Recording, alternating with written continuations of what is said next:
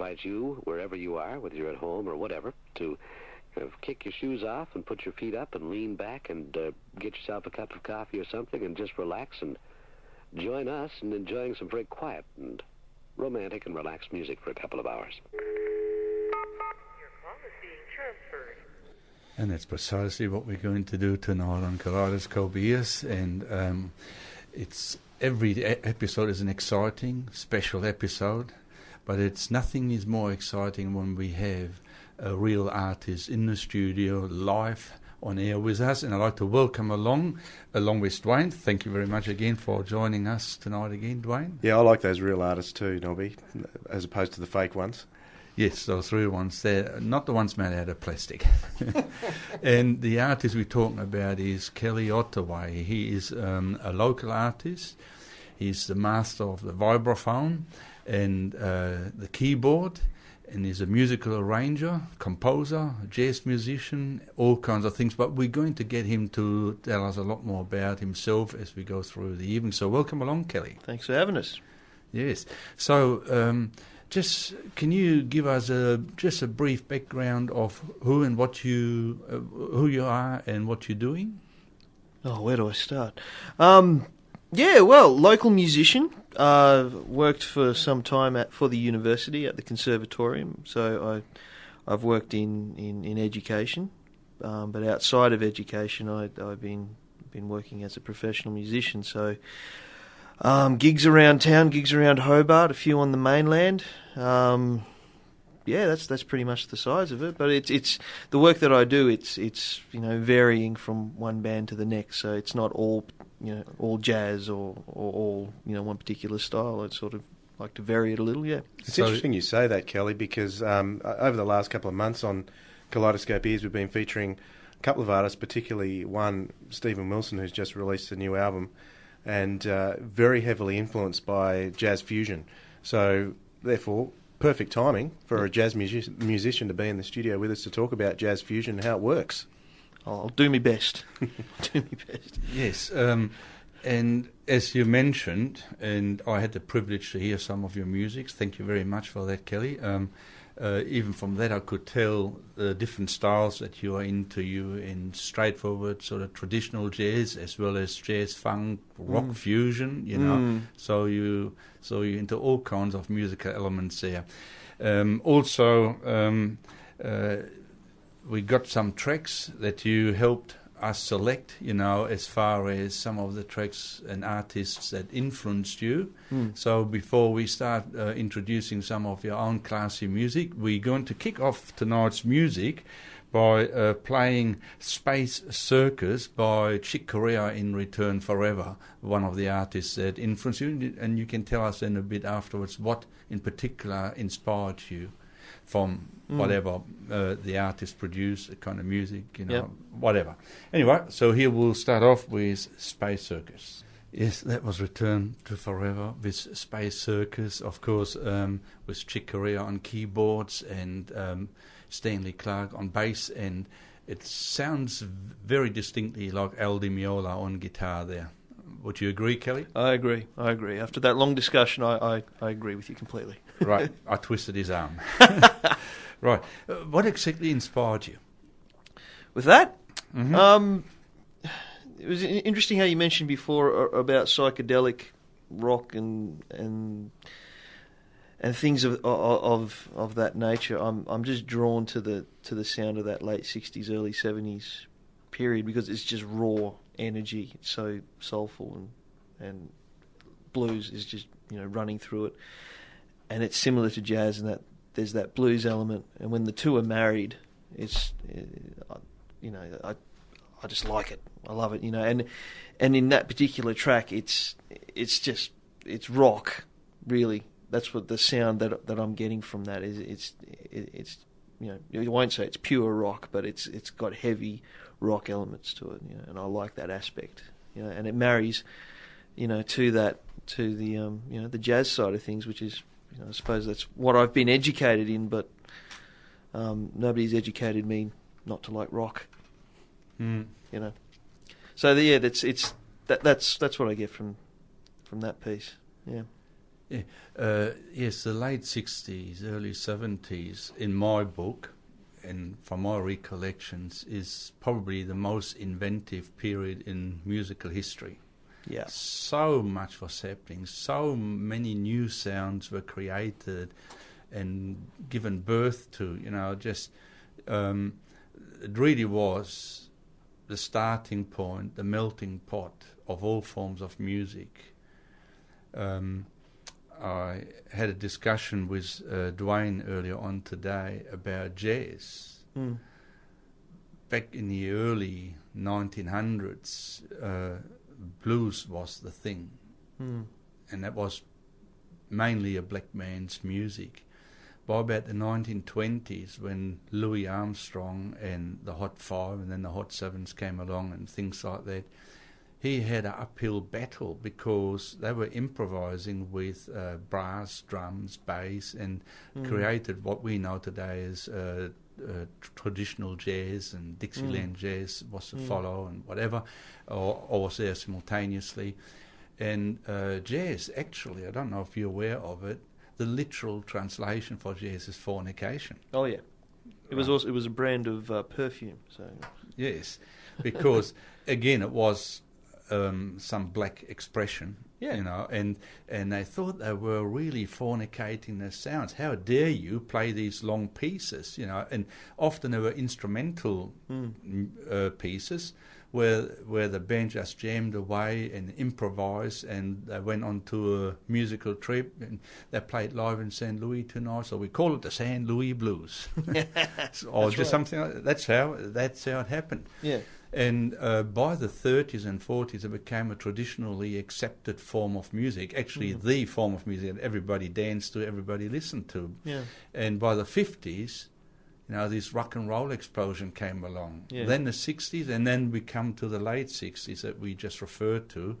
And now we had rock musicians using the jazz mentality, and started to improvise, doing jazz improvisations, but on rock instruments. That's right. And that gave birth to all these things. Anyway, we can talk a lot more and philosophize a lot more and look into the history of music as much as we like, but we would like the music to do most of the talking if preferred. You issued an album with a band under the name called Benjafield. Can you tell us a little bit about Benjafield? When were they formed? Are they still going? Benjafield is a collective. So it's the brainchild of Don Bate, who is a local musician, works in the TSO. Likes to have his hand across many styles. And the collective is basically an idea of his where he can grab the musicians that he chooses to come in and work on certain projects, and from there that would be the band for that particular album. So before that particular Benjafield album called Full Circle, he released two previous albums. One is called Mountainside, which is more of a jazz influenced album. And he released the second album after that called Tone Wheel, which was more electronic music based. So with this third album, he wanted to get more into I suppose you want to call it contemporary rock kind of sound, or a little bit more along the acoustic lines with some pop elements added as well. So I was pulled into this one as well, not only for the keys playing, but for some backing vocals as well, which is a bit of a hoot. Yes, I thought I could hear you. Yeah, it was pop out there every so often. So Benjafield is basically just that, a collective, and there's a fourth album coming out very soon, which so the band's still going. The band, it's an on and off project, isn't it? It's an on and off project, and certain members get phased in and phased out, and it's not because of lack of skill or ability. It's that because at that particular time that one person has what is needed for the album. So let's get him in. Let's make him work. So that particular lineup on that album, let's say it's in hiatus because the drummer and the bass player have moved to Melbourne. I haven't done an amount of work with Don for the past year or so, but Don and Simon have done a fair few projects together. So is Don the lead vocalist? Don is the lead vocalist on this album, pretty much. Yeah. Okay. Well, let's hear what Benja Field sounds like. The album is entitled Full Circle, and the track we're going to feature is entitled Space to Let, which features also a nice little nifty guitar solo. Yes, if you can listen and hear us loud and clear, that's a good thing, because that means that you have tuned in to 99.3 FM Edge Radio, and you are listening to Kaleidoscope Ears with Nobby and Dwayne and Kelly Ottaway. Kelly, we just played a number by Herbie Alcock called Fat Albert from the album Fat Albert Rotunda. Great piece of improvisational jazz music. Why was that one of the pieces that you picked? In which way did it inspire you or influence you? Well, we consider him to be the staple diet of any up and coming jazz musician, I suppose. Through my learning of harmony and modes and choice of melody to improvise with, it's one of the greats that you turn to. And naturally, when you buy one album of an artist, you buy their next album. You basically follow their changes as they go through. And I just found it interesting that Herbie then went in and basically formed a big band in the late 70s. Practically, that's what it was. One of his last albums on the Blue Note label was called The Prisoner, which was basically rhythm section, 6 horns. And he developed that further in that period of going from Blue Note to Warner Brothers, and then going from Warner Brothers to the Columbia label. And it's that Warner Brothers era that's kind of, I suppose, not as popular as his Blue Note recordings or his Columbia recordings. And it's that particular point in time where he's starting to mess about with that mixture of rock and funk and jazz.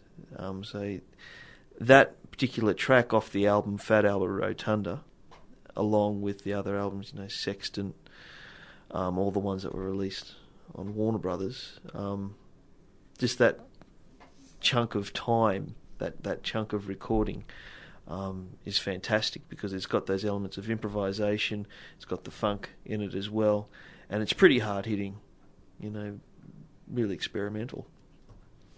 Yeah, well, as I mentioned to you off air, that probably Herbie Hancock and the Headhunters from 1973, they composed and played a lengthy piece of music, went over a whole album side called Chameleon. And to me, it is the quintessential funk, jazz, rock crossover bit that ever was composed. I mean, that set the blueprint for everything else to follow. Now, just an amazing piece of music. So, folks, if you haven't heard it, we haven't got time to play you that tonight, but perhaps I will feature it one day when I do a classic albums spot, because it is just something that everyone should listen to at least once in their lives. But I know you get so addicted you play it over and over again. Just going back to your song there before from the Benja Field project, the album is called Full Circle. Is it still available? Can people buy it? You certainly can. If you go to the website donbate, that's DONBATE.com, he basically has a catalogue of everything that's been released and what will be released soon. He also has some links to other projects that are ongoing, or things that have gone in the past. So yeah, it's definitely available. Yeah, and that Space to Let was the number that we played, and as I said at the outset, that it featured a nice guitar solo, and it did. It certainly did. So who's the guitarist? The guitarist in that band is Simon Reed, local musician, works side by side with Don on some projects, and has some gigs around town. He's just a sensational musician. He's got big ears like an elephant, and ideas for arranging songs and recording songs. It's endless. So, Well, with big ears like that, you can just about attract and absorb every sound and then just gel it into your own. yes, and what's really annoying about it all is that he has perfect pitch too. So, we can't all be blessed with that, can we? Well, we get another sample of that from the next tune from the Full Circle album that I've got queued up, and the song is entitled "No Way." I asked you, what particular song you would like me to feature. That was one that you mentioned. So what stands out about this track? Oh, it's a fun tune.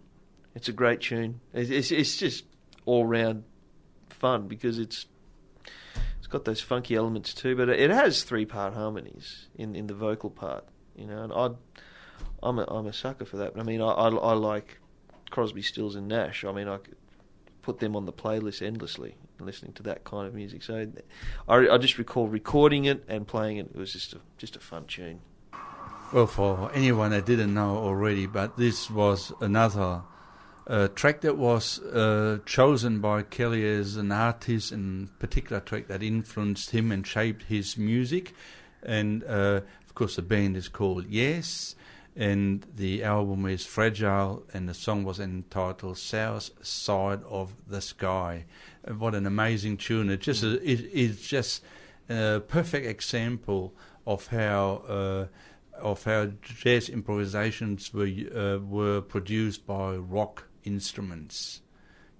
A wonderful tune, and it also is the quintessential album of Yes. That was the one that started off all the Yes hype when Rick Wakeman joined on keyboard. Quite notably, he played the Hammond organ, an instrument that Kelly in particular seemed to have preferred on some of the tracks on the Benjafield album. We're going to sample some more in a minute. But before we do... Thank you for throwing in the quintessential word there. We had to get it in, and of course it would be for a Yes track. That was for you, yes, Todd. Right. I know Todd is listening. Also, it's Radiothon. It's the last day of Radiothon, our annual appeal to the community who we serve to show us some love. And so that's what we're recommending you do right now. You can go to edgeradio.org.au/radiothon, and you can become a supporter for 12 months and get lots of goodies and things throughout the year by being an Edge Radio supporter, as well as helping out your community station with some financial stability, I guess you could call it. So head along to the website. If you do become a presenter today, there is a special gift just for today that you go in the draw for, and that's actually drawn tomorrow. It's a $50 gift card to Video City plus a mixed DVD pack. So a whole heap of mystery DVDs plus $50 to spend at Video City. So thank you, Video City. But get on the website now and have a look at the Radiothon page. It's great stuff. Thank you very much for that, Dwayne. Kelly, I'd like to get back to you. I know it's difficult sometimes to talk about yourself, but just tell us about some of your achievements. You have won some awards. Oh, yes. I won the Jack Duffy Award for, it was the Young Performer of the Year in Tasmania, in the jazz scene. Jack Duffy was a legend in Hobart for many, many years. He passed away about 5 or 6 years ago. And I was the recipient of the award, that award for my service to the jazz community and the jazz club, and I purchased off Jack Duffy's widow, Junie Duffy. I purchased his vibraphone. I purchased it at a very reasonable price, and the proviso was that it never leaves the state, and I'm quite happy to stick around. But yeah, that was a good year. Made working in town all worthwhile, I suppose. And I've been a recipient of several Arts Tasmania grants as well. That's helped me through through certain projects. One in particular was I went to Boston to Berkeley College for a couple of weeks, and I studied composition there with a gentleman by the name of Jerry Gates, Professor Jerry Gates, and we just discussed some concepts in composition, and that helped me with my own arranging and my own writing and so forth. That's pretty much been the big ones, been the size of it. I suppose in a way the other awards that I've received is through the assistance of the Conservatorium of Music with some projects that I've pursued. One of them being the Modern Operative project, which is my own 9-piece band. Just recently, last year, we participated in the Shakespeare Festival, and we were able to get down Kristen Berardi and her husband David Thieck and a well-known jazz drummer in Sydney, Tim Firth, to come down and to perform my arrangements. And really, that wouldn't have been possible without the assistance of the Conservatorium. So through getting official plaques or letters, or through some monetary assistance, being able to pursue those projects. So that's pretty much the awards that I've been given over the past couple of years. Yeah, and actually that's quite impressive, because you're still a young jazz musician, and you're still developing. And the thing what I want to do in the next hour is we're going to feature some of the music from the Mod Op Shakespeare project, because I was quite impressed with some of the things that I mentioned to you, and we want to give people the reason to hear it as well, so that they can see what is so fantastic about it. But you were mentioning that you bought this vibraphone, and I've seen you play and perform live on the vibraphone, and you are a sight to behold. So anyone out there that hasn't seen Kelly play live on the vibraphone, you've got to go out and see him. So it's all that dancing, isn't it? It's all that jumping around like a monkey. Yeah. Right. So tell me, are you like you? Obviously, you seem to play live on a constant basis. You played live today. What are some of the concert projects that are coming up that you're involved with? I have to say, honestly, off the top of my head, I haven't really got any at the moment. I'm sort of taking a break from it. But I do have some gigs lined up. One of them being playing at the Republic, 4-letter fish, things like that. So I have a few live gigs coming along. Oh, just tell me about that 4-letter fish. 4-letter fish, okay. So that's another project. Yeah, something I was roped into, gladly roped into, I should say, because it's a great band. Local musician moved down from Melbourne close to 10 years ago. His name's Dean Stevenson. He's released a couple of albums. He's currently working in a project called Dean Stevenson and the Arco Set, which is taking some of his tunes that he's already recorded, or his newer works, and he's putting that with a string ensemble and percussion. So he's got that kind of acoustic unplugged aspect happening to his music. But 4-letter fish is it's kind of like a tribute band to the psychedelic progressive rock of your late 60s and early 70s, and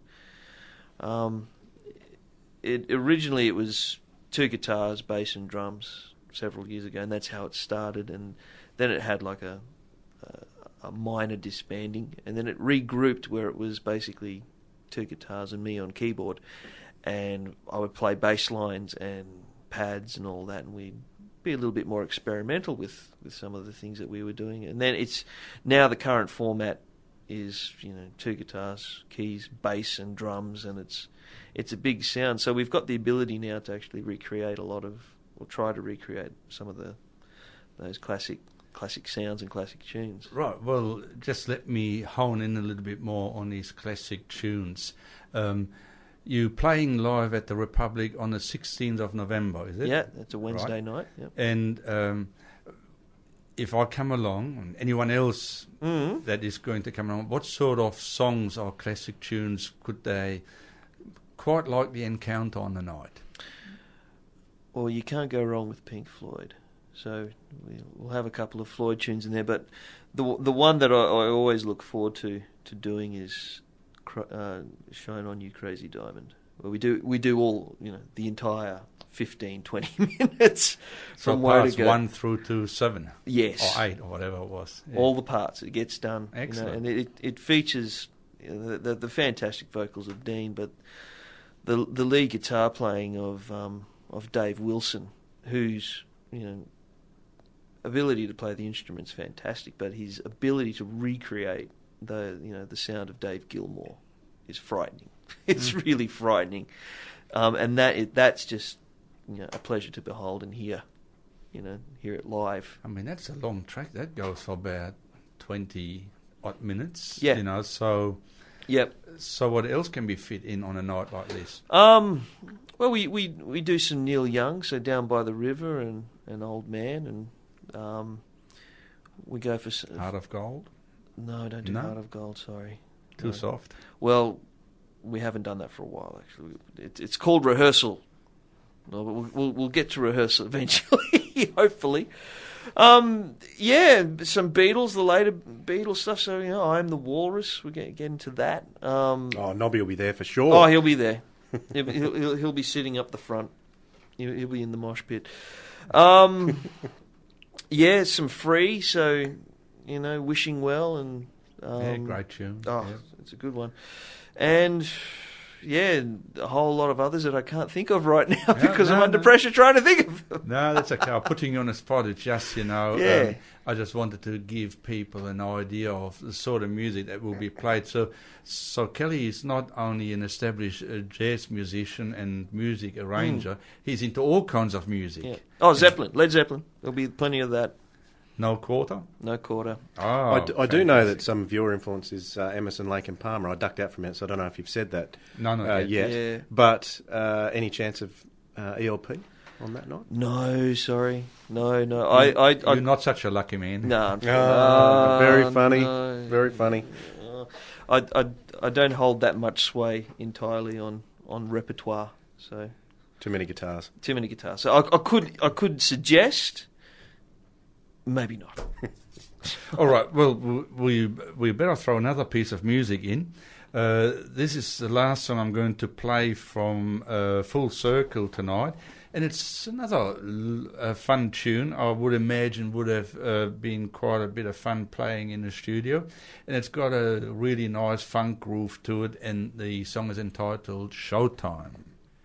Yes, you're still with us here on Edge Radio 99.3 FM, and it's Nobby and Dwayne here with you on Kaleidoscope Ears, and our special guest tonight is Kelly Ottaway.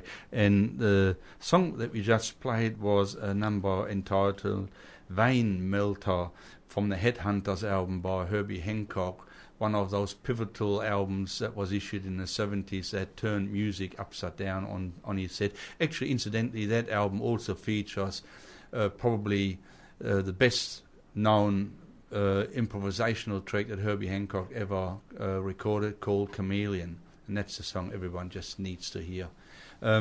Yes, so I don't think we need any further explanation on that song, Kelly, but it's clearly to see why you were influenced by that.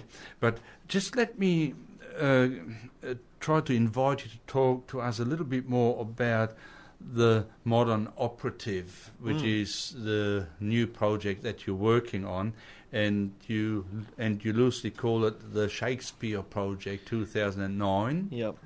I got the year wrong. It was actually 2010. Right, 2010. So beg pardon on that one. Modern Operative been around since about 2005, 2006. It was a vehicle for me to arrange for. So jazz standards, mainstream material, to basically arrange it for a group of five horns and rhythm section, and I'd jump on between piano and vibes and so forth.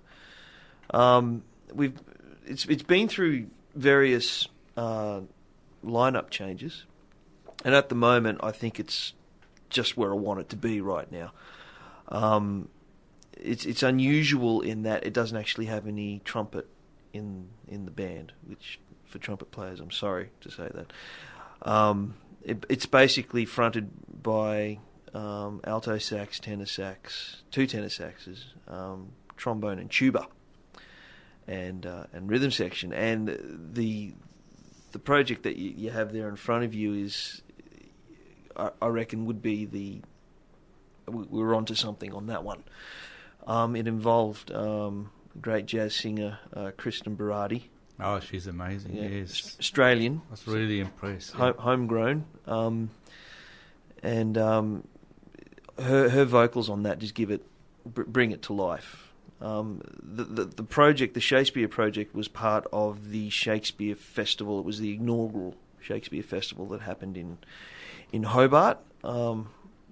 May or may not see another one soon, but that one was interesting, and the feedback was the musical items, the modern operative with its Shakespeare project, and the Jazz and Sonnets project, which was headed by Glenn Hodges and featured Michelle Nicole on vocals. They were the highlights of the festival. That's the feedback that we got. So we were definitely onto something good there. Yes, and I listened to the whole CD, and I tried to put it into words when I was talking to Dwayne about it earlier on this afternoon, and I refer to it as cool cat music. Yeah, it's laid back.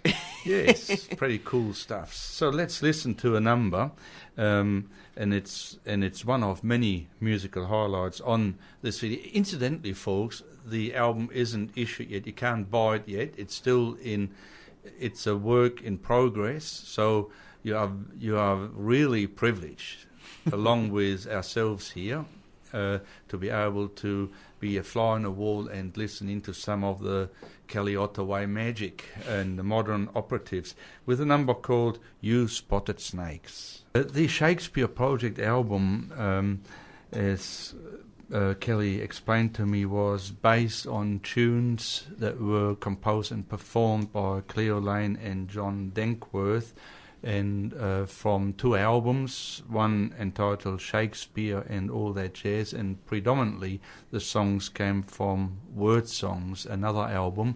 And then obviously Kelly must have fallen in love with those albums, and then he thought he's going to put his own arrangements. So what led you to that? I was under impulse to do it because of the Shakespeare Festival.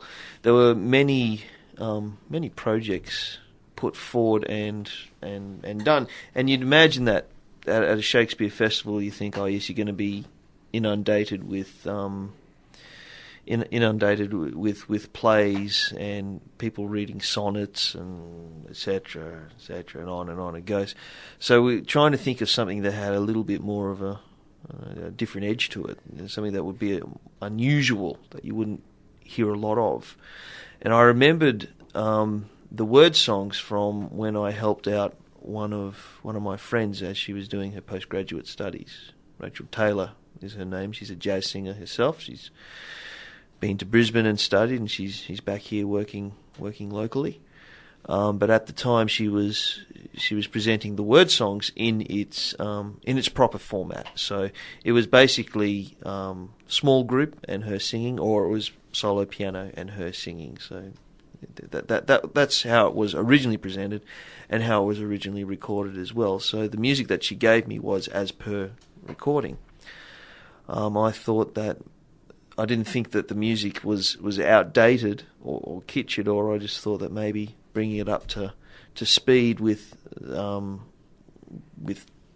modern harmony, I suppose, some added modern harmonies, different forms to the pieces, extending the solo sections so that the soloist had a bit of fun with it, because in the original recordings they're only short pieces, they're not long, so wanted to go on an epic journey with them, which is sort of harking back to the whole progressive rock roots that I think that I like to incorporate in some of the music that I play and the stuff that I arrange.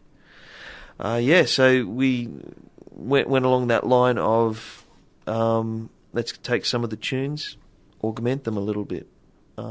We had an hour's worth of material and performed twice for the festival, and it was acceptable. Well, that was a live recording just in there. The one thing is, I had the privilege, to hear you last week. You were doing some improvisational pieces. You played a tune that was well known to me, and I just liked what you did with it. You just prolonged the notes, you created spaces in between them, and you changed basically what I knew to be a happy song, a happy tune, in almost a sad and very mournful song, but very touching. And I really like that. So you obviously have got a gift in picking up a song and then make it your own and just take it somewhere else. And that is obviously what you seem to try to do with this. I liked the two versions of Greensleeves you got here. In particular, I like the alternate take, so I'm going to play that in a minute. Which was based, of course, on the traditional tune, and every garage band in the mid-60s picked up on it, and they did their rock versions of it too. I don't know if you're aware of it, No. Yeah, so it is a song that has popped up in just about any kind of format, any kind of type of music.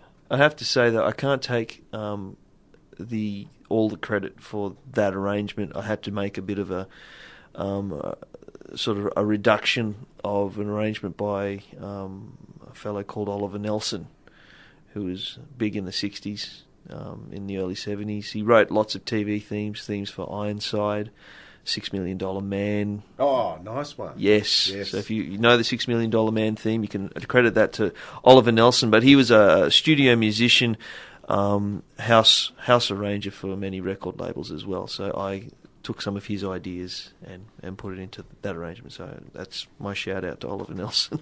You are listening to Kaleidoscope Ears on Edge Radio 99.3 with me, Dwayne, and Nobby, with our special guest Kelly Ottaway in the studio with us. And we never mentioned the text number tonight. If you've liked what you've heard, send us a text on 0427 Edge FM. I have had a text from Michelle, our regular Melbourne listener, who's said, "Boy, this is a very different show. Very laid back, but she's enjoying it." So hello to you, Michelle. And also the last evening of Radiothon. So if you want to get involved with sharing the love and showing Edge Radio some specific love, head over to edgeradio.org.au/radiothon, and you can become a Edge Radio supporter for the next 12 months or so, where you help Edge Radio out financially and get some nice extra bits and pieces. If you register for on the Radiothon page tonight, you go in the draw for a $50 gift card to Video City, plus a mixed DVD pack, and that's getting drawn tomorrow, so you don't have too long to wait. So jump over to the Edge Radio website right now. Back to you, Nobby. Yes, and the happy, bouncy, funky tune that we just listened to was entitled Boozer by John Schofield. And I never heard of John Schofield. I mean, I've seen his name pop up, but I never actually heard his music. And it was part of the collection of songs that Kelly selected as being influential on him. So thank you very much for introducing that one to me. That sort of added a little bit more musical colour in my life. So I'm going to investigate John Schofield a little bit closer. Excellent. Just getting back to your projects, how can people find or purchase music that contain you on it, that where you play on it? Have you done any kind of session work and things like that? Yeah, I've done a bit of session work. What comes to mind straight away is the work I did with local guitarist Andy Young. He released 2 albums of his original music, which is all mainstream jazz. It's the Andy Young Quartet, and the first album he released was called Downside Up. I played piano and vibes on that, and the second album I believe is called Temple Place, Again, played vibes and piano on that one too, so that comes to mind. I did some session work for Dean Stevenson many years ago for his album called Time, or In Time, I think. Sorry, Dean, if I got that wrong. A couple of tracks of that, but again, that's all Dean's original work as well. They're the two that come straight to mind, firstly, because they're just great musicians to work with, great tunes to play on as well. So, yeah. So how would people go about finding the CDs? Google them? Google. Google's the answer. Andy Young has a website. I believe it's it's andyyoungquartet.com.au, and Dean Stevenson, again, deanstevenson.com. We'll put some links up to those websites on our program page for the show. So if you go to edgeradio.org.au, look for Kaleidoscope Ears on the program grid. We'll put some links to those up there for you tonight as well. This man knows what he's doing. Look at this. He's your producer. He's excellent. Yes, he's excellent. Very good. He's very good. I'm blushing. Yes, there's a red glow in the studio. What I was going to ask you, as far as the modern operative is concerned and the Shakespeare project, how and when will you finish the project? When will people be actually able to purchase the CD? I mean, we've given them some real appetizers here that'll make their mouth water. It'll be a case of me finalising, a few loose ends. I would have to ask for permission from Cleo Lane for the music to be published in this way. And it's purely and simply, it's all based on money. It's getting the funds together to get artwork done, to get it reviewed as far as getting it mastered is concerned. They're the things that will pop up. Added to that, if I was to release it, I would want to have a launch as well. So it would be then a case of arranging for the mainland the mainland artists to come down as well. So there's a few things that need to be weighed up. So it may be maybe within the year, maybe within the next 2 years. I can't really say. It's finding the time to do it, I suppose, as well. No, but it is a piece of music that's worthwhile to be exposed to. Exactly. To much larger a populace, so that as many people as possible get to hear. I mean, it's just some great stuff. And if members of the band say, when is it going to be released, well then obviously they liked doing it and they want to get it out there. So it needs to be done soon. You're absolutely Excellent. right. The next number that I've got lined up is the opening track to the CD, actually. It's entitled All the World's a Stage. And when I first played the CD, I thought, to me, it set the scene. It just introduced what type of music it was, and it really is an attention grabber. I was quite taken by it. It took me a long time when I was a young man to get into jazz music. I was Beatles man, I was a rocker, became all kinds of things, but not jazz. It took me a long time to get into the soft machine. But once you get into jazz, you can understand what Dwayne was referring to early on in the show, that a lot of these prog rock musicians, often refer to jazz being their main influence in their composition styles, in their musical innovations, and it took me a long time to come to appreciate that myself. And then once you do get into that sort of stuff, like jazz, funk, fusions, whether it's Lee Ritenour or Earl Klug or Chick Corea, Return Forever, the Mahavishnu Orchestra you mentioned before, I mean, you just get hooked. And there's just so much quality in the grooves, and you can't. You begin to understand why they're not necessarily commercially successful. because these are real musicians playing real music for real people, and they're not there to break into the top 10 charts. If they do have a top 10 hit, well, it's an accident, and they take it. Well, and just one day I would like to believe, that the Shakespeare project could be an accidental top 10 hit, and wouldn't that be good? Oh, be a bonus. Yeah, exactly. And that's how a lot of musicians would view it, a bonus. Thank you very much for sharing your gift and your music with us here tonight on the air. And Kelly Ottaway I'm talking to. And he's a keyboard player and the arranger of the Shakespeare project and involved in many other musical projects. Don't miss his gig at the Republic on the 16th of November coming up. Four-letter fish, right? Four-letter fish. What time? Should be an 8:30 start. 8:30 start, and you be allowed to get blown away with Shine On Your Crazy Diamond and lots more. And they won't give you any quarters. Yes. Now.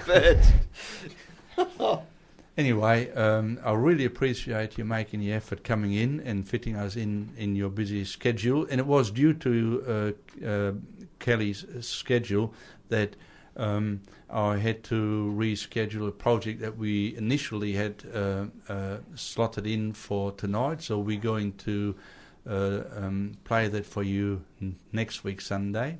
We're going to introduce a different shade of purple to you. We're going to go with Captain Beyond and his Warhorse, and we're going on a psychedelic trip. So if you don't know what that means, well, you'll find out all about it next Sunday. So tune in at 6 o'clock, and we'll introduce you those two bands. Yes, it's going to be great. Looking forward to it. Right. So with that in mind, we'd like to say goodbye. Thanks again, Kelly, for dropping in. Thanks for having us. It's been a pleasure. Yep, and tune in, drop out next week again with us. We're looking forward to have you then.